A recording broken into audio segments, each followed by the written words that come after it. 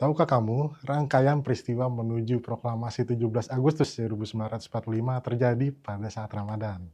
Rangkaian peristiwa menuju proklamasi kemerdekaan Indonesia terjadi pada 8 sampai 9 Ramadan 1364 Hijriah.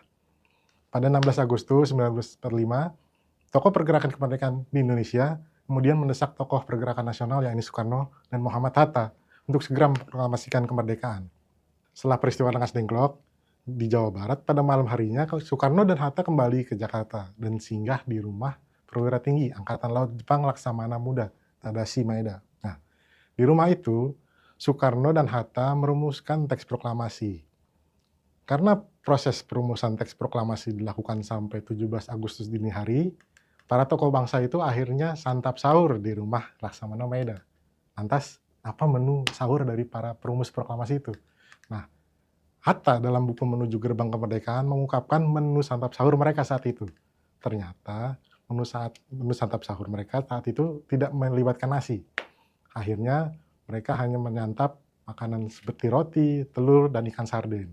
Nah, yang membantu menyediakan menu sahur itu saat itu adalah Satsuki Mishina. Dia merupakan asisten rumah tangga Maeda.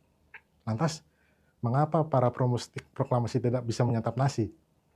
Ternyata penyebabnya pada saat itu adalah harga beras cukup tinggi. Selain itu, Jepang juga menguasai persediaan beras untuk logistik bagi pasukan mereka yang saat itu masih berada di Nusantara.